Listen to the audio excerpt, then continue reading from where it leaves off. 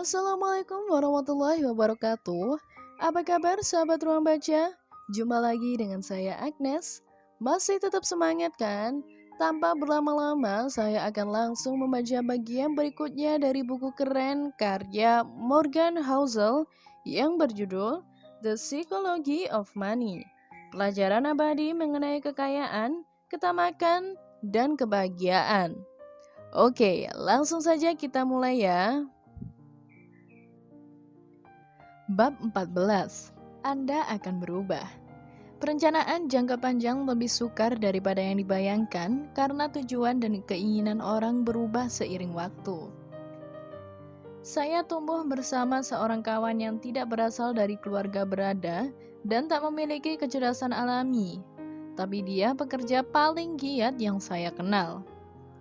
Orang-orang semacam itu memberi banyak pelajaran hidup karena mereka punya pemahaman gamblang mengenai tiap langkah di jalan menuju keberhasilan. Misi dan impian hidupnya sewaktu remaja adalah menjadi dokter. Boleh dikata peluangnya mencapai itu sangat kecil. Tak ada orang masuk akal yang waktu dulu menganggapnya mungkin. Namun dia maju terus, dan meski berumur 10 tahun lebih tua daripada teman sekelasnya, dia akhirnya berhasil menjadi dokter. Seberapa banyak kepuasan yang didapat kalau mulai dari nol, berjuang terus sampai lulus kuliah kedokteran dan mencapai salah satu profesi paling mulia meski peluangnya kecil? Saya bertemu dia beberapa tahun lalu. Percakapannya seperti begini. Saya, lama tak bertemu kamu. Apa kabar? Dia, parah sekali pekerjaanku. Saya, hahaha, tapi dia, parah sekali, Bung. Itu berlanjut sampai 10 menit. Stres dan panjangnya jam kerja telah membuat dia kecapean. Dia tampak kecewa dengan keadaannya sekarang, meski dulu berjuang sekuat tenaga mencapainya 15 tahun lalu. Satu tiang penopang psikologi adalah pengetahuan bahwa orang buruk dalam memperkirakan dirinya pada masa depan. Membayangkan suatu cita-cita itu gampang dan asyik. Membayangkan cita-cita dalam konteks ketegangan realistis, dalam kehidupan yang makin besar di bidang kompetitif itu beda lagi. Itu berdampak besar bagi kemampuan kita merencanakan cita-cita finansial masa depan. Tiap anak laki-laki umur 5 tahun ingin mengendarai traktor kalau sudah dewasa. Hanya sedikit pekerjaan yang lebih keren di mata anak kecil yang gagasannya mengenai pekerjaan keren berawal dan berakhir dengan brum brum bip bip. Traktor besar, aku datang. Kemudian banyak yang ketika tumbuh menyadari bahwa mengemudi traktor barangkali bukan karir terbaik. Mereka mungkin ingin sesuatu yang lebih bergengsi atau besar gajinya. Jadi, ketika remaja mereka bermimpi menjadi pengacara. Mereka pikir mereka tahu rencana sudah dipastikan. Kuliah hukum, berikut biayanya, kami datang. Kemudian, sebagai pengacara, jam kerja mereka panjang sekali sehingga jarang bertemu keluarga. Jadi, barangkali mereka pindah ke pekerjaan yang gajinya lebih rendah tapi jam kerjanya luas. Mereka kemudian menyadari bahwa penitipan anak itu mahal, sehingga menghabiskan sebagian besar gaji, dan mereka memilih jadi orang tua yang ada di rumah. Mereka menyimpulkan itu pilihan yang tepat pada akhirnya. Kemudian, ketika berumur 70, mereka menyadari bahwa karena seumur hidup di rumah saja, mereka jadi tak punya uang pensiun. Banyak di antara kita menjalani hidup melalui jalur yang mirip. Hanya 27% lulusan kuliah yang pekerjaannya berhubungan dengan jurusan kuliahnya menurut Federal Reserve. 29% orang tua yang tinggal di rumah bergelar sarjana. Mungkin hanya sedikit yang menyesali pendidikannya, tentu saja. Namun kita harus mengakui bahwa orang tua baru yang berumur 30-an boleh jadi berpikir mengenai cita-cita dalam hidup dengan cara yang tak bakal dibayangkan dirinya pada umur 18 tahun. Perencanaan keuangan jangka panjang itu perlu, namun keadaan berubah, dunia di sekeliling kita berubah, cita-cita dan keinginan kita juga berubah. Mengatakan kita tak tahu ada apa pada masa depan itu satu hal. Mengakui bahwa Anda sendiri hari ini tak tahu apa yang Anda inginkan pada masa depan itu hal lain lagi. Dan sebenarnya hanya sedikit di antara kita yang tahu.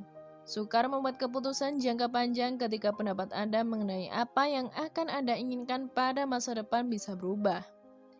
Ilusi akhir sejarah adalah istilah para ahli psikologi untuk kecenderungan orang sangat menyadari betapa banyak mereka berubah dibanding dulu, tapi meremehkan seberapa jauh kepribadian, keinginan, dan tujuan mereka bisa berubah pada masa depan.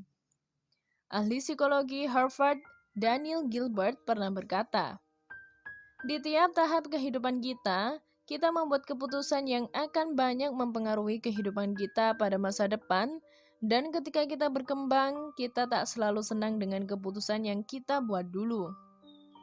Jadi orang-orang membayar untuk menghilangkan tato yang dulu mereka buat dengan membayar ketika remaja. Orang setengah baya buru-buru menceraikan orang yang mereka nikahi dengan buru-buru ketika muda. Orang lanjut usia bekerja keras menghilangkan apa yang didapatkan orang setengah baya dengan bekerja keras. Begitu terus. Kita semua, katanya, berjalan membawa ilusi bahwa sejarah pribadi kita telah berakhir, bahwa kita baru-baru ini menjadi orang-orang yang sebagaimana diharapkan dan akan seperti itu sepanjang sisa hidup. Kita cenderung tak pernah mengambil pelajaran itu. Riset Gilbert menunjukkan bahwa orang dari umur 18 sampai 68 memperkirakan seberapa banyak mereka akan berubah pada masa depan. Anda bisa melihat bagaimana itu bisa mempengaruhi rencana finansial jangka panjang. Kata Charlie Munger, aturan pertama penumpukan adalah jangan ganggu jika tak perlu. Namun bagaimana tidak bisa mengganggu rencana keuangan, karir, investasi, belanja, anggaran, atau apapun ketika apa yang Anda inginkan dalam hidup berubah? Sulit.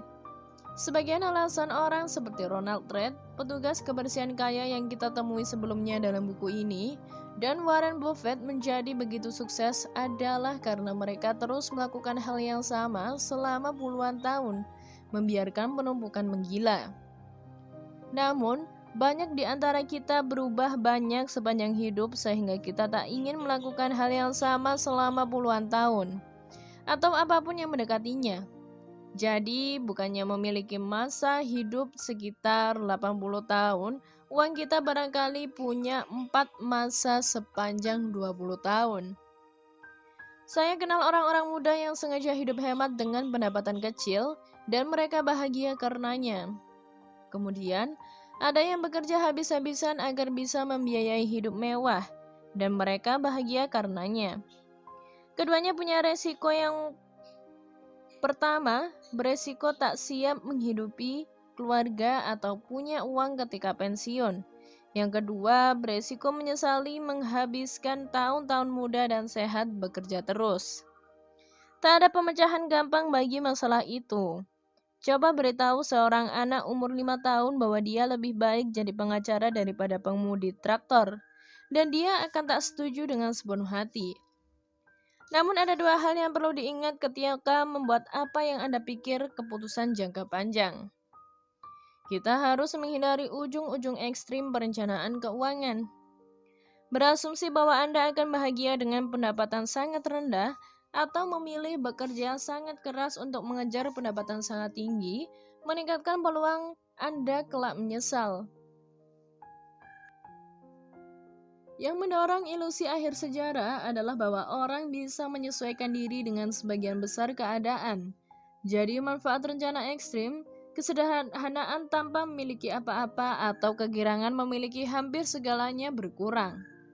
Namun, kerugian keadaan ekstrim tak punya uang ketika pensiun atau menghabiskan hidup mengejar uang menjadi penyesalan yang bertahan lama.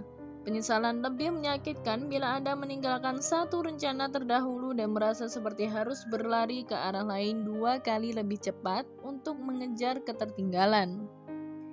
Penumpukan bekerja paling baik ketika Anda bisa memberi waktu tak bertahun-tahun bahkan puluhan tahun untuk pertumbuhan. Itu bukan hanya berlaku bagi tabungan, melainkan juga karir dan hubungan. Ketahanan adalah kuncinya. Dan bila Anda mempertimbangkan kecenderungan kita berubah seiring waktu, keseimbangan di tiap titik dalam hidup menjadi strategi untuk menghindari penyesalan masa depan dan mendorong ketahanan. Bertujuan mendapat tingkat tabungan sedang-sedang saja, waktu luang sedang-sedang saja, perjalanan pulang pergi sedang-sedang saja, dan waktu untuk keluarga sedang-sedang saja di tiap titik dalam kehidupan kerja Anda akan meningkatkan peluang bertahan di satu rencana dan menghindari penyesalan dibanding kalau ada salah satu hal di atas jatuh ke sisi ekstrim spektrum. Kita juga harus menerima kenyataan bahwa kita akan berubah pikiran. Beberapa pekerja paling tidak puas yang pernah saya temui adalah orang-orang yang setia ke satu karir hanya karena mereka memilih bidang itu ketika harus menentukan jurusan kuliah pada umur 18. Bila Anda menerima ilusi akhir sejarah, Anda menyadari bahwa peluang memilih pekerjaan ketika Anda belum cukup umur, lalu pekerjaan itu masih dinikmati sampai tua, itu kecil. Triknya adalah menerima kenyataan perubahan dan maju sesegera mungkin. Jason Zweig, kolumnis investasi Wall Street Journal, bekerja bersama ahli psikologi Daniel Kahneman dalam penulisan buku Kahneman Thinking Fast and Slow.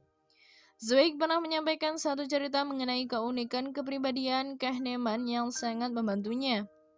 Tak ada yang lebih mengherankan saya mengenai Danny daripada kemampuannya meledakkan apa yang kami baru selesaikan, tulis Zweig. Dia dan Kahneman dapat mengerjakan satu bab tanpa henti, tapi berikutnya tahu-tahu Kahneman mengirim satu versi yang sangat berubah sampai tak bisa dikenali. Awalnya beda, akhirnya beda. Anekdot dan bukti di dalamnya tak terfikirkan. Riset yang dikutip tak diketahui.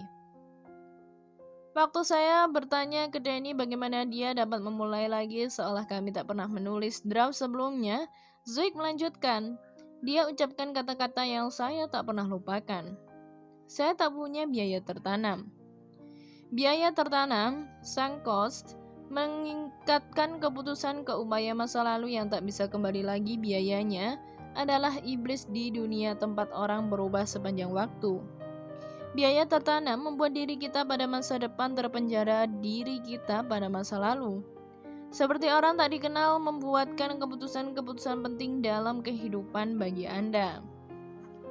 Menerima gagasan bahwa tujuan finansial yang dibuat ketika Anda, orang yang berbeda harus ditinggalkan tanpa ampun, bukan dipelihara dan dibawa-bawa terus, bisa menjadi strategi bagus untuk meminimalkan penyesalan pada masa depan. Makin cepat itu dilakukan, makin cepat Anda bisa kembali ke penumpukan. Berikutnya, mari bicara mengenai harga tiket penumpukan. Terima kasih untuk sahabat ruang baca yang masih setia untuk tetap stay bareng saya Agnes sampai pada akhir bab ini. Sampai ketemu pada audiobook kami berikutnya. Wassalamualaikum warahmatullahi wabarakatuh.